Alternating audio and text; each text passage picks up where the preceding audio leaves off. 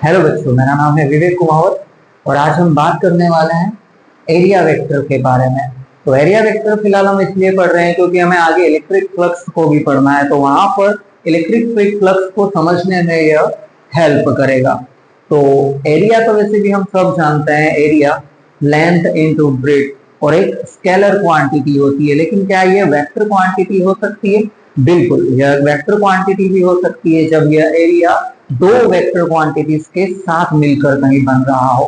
तो अगर मैं यहाँ पर एक नॉर्मल वेक्टर की अगर बात करूं, एक नॉर्मल एरिया के बारे में बात करूं, तो मैं एक एरिया ले रहा हूं जो कि एक स्केलर है। तो मैंने यहाँ पर एक एरिया ले लिया है कुछ इस तरीके से।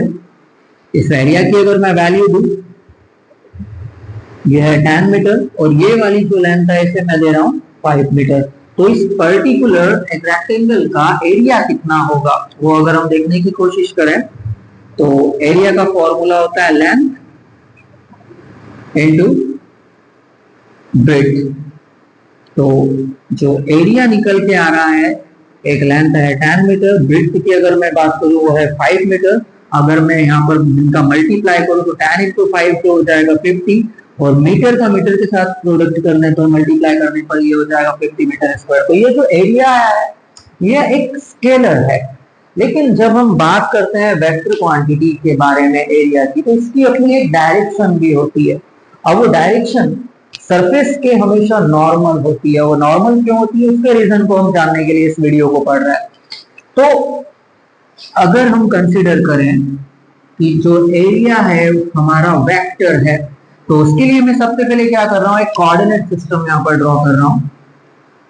ये एक्स एक्सिस, ये वाई, और इस बोल्ड से आउटवर्ड डायरेक्शन में मुझे मिल जाएगी जेड एक्सिस। तो एक्स एक्सिस में जो वेक्टर, यूनिट वेक्टर मुझे डायरेक्शन प्रोवाइड करता है वो हो जाता है आई कैप। वाई एक्सिस पर जो वेक्टर मुझे डायरेक्शन प्रोवाइड करता है उसे मैं रिप्रेजेंट कर रहा हूं जे कैप से, और जेड एक्सिस पर जो यूनिट वेक्टर मुझे डायरेक्शन प्रोवाइड करता है वह हो जाता है के कैप। अब मैं कुछ नहीं करने वाला हूं, यही सेम एरिया इस सिस्टम के ऊपर रख दूंगा। तो जैसे ही सिस्टम के ऊपर ये एरिया को मैं रख देता हूं, इसकी लेंथ हमने पहले से ही रख रखी है 10 मीटर है, और इसकी विड्थ की अगर हम बात करें जो कि 5 मीटर है। अब देखते हैं हम इसे सॉल्व करके। तो हमारा जो एरिया का फॉर्मूला है वो है area is equal to length into breadth. तो जो एरिया है लेंथ है 10 मीटर, लेकिन अगर मैं गोल से देखूं जो 10 मीटर है, यह जो लाइन है वो एक्स एक्सिस की तरफ इंडिकेट कर रही है। मतलब अगर मैं इसकी डायरेक्शन देखने की कोशिश करूं तो मुझे इसकी डायरेक्शन मिलेगी इस आई कैप से। तो मैं इसके साथ यहाँ पर लिख रहा हूं आई कैप इनटू ब्रेड्थ की अगर हम बात करें तो ब्रेड्थ जो है यह वाली लाइन ये हमारे y एक्सिस पर आ रही है। तो मैं इसके साथ y एक्सिस का यूनिट वेक्टर जे कैप लिखूंगा। तो 5 मीटर इसका मैग्नीट्यूड हो गया, और जे कैप वो यूनिट वेक्टर है जो मुझे इसकी डायरेक्शन देगा। अब मैं इसको आपस में इनका मल्टीप्लाई कर रहा हूँ, तो 10 इंटू 5 50, मीटर इंटू मीटर। तो ये पहले मैं सबसे पहले तो आई कैप और जे कैप को भी यहाँ पर लिख लूं। तो जैसे मैंने बोला कि ये दोनों वेक्टर क्वांटिटी है, तो इनका प्रोडक्ट तो मैं डॉट नहीं कर रहा हूं, इनका जो प्रोडक्ट है वो हम क्रॉस प्रोडक्ट कर रहे हैं।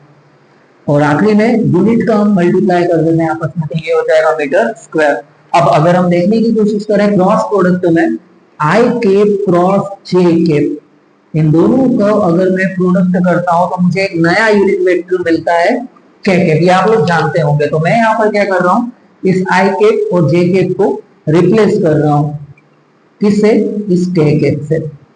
तो देखिए हमें हमारा एरिया मिल चुका है 50 मीटर स्क्वायर है, और इसकी जो डायरेक्शन है वो के कैप, मतलब इस बोर्ड से बाहर की तरफ है। मतलब एरिया वेक्टर जो है एक ऐसा एरिया जो एक वेक्टर क्वांटिटी है, उसकी डायरेक्शन होगी, यहाँ पर हम देख चुके हैं कि इसकी डायरेक्शन इस बोर्ड से परपेंडिकुलर आउटवर्ड डायरेक्शन में। मतलब जो एरिया वेक्टर होता है इसकी डायरेक्शन सरफेस के नॉर्मल होती है। तो यह हमारा हो गया एरिया वेक्टर। इस एरिया वेक्टर का यूज हम आगे इलेक्ट्रिक फ्लक्स को समझने में करेंगे। उम्मीद है ये वीडियो आपको पसंद आया है। अगर ये वीडियो आपको पसंद आया है तो इस वीडियो को लाइक कीजिए, अपने दोस्तों के साथ शेयर कीजिए और हमारे यूट्यूब चैनल को सब्सक्राइब कीजिए। Thank you.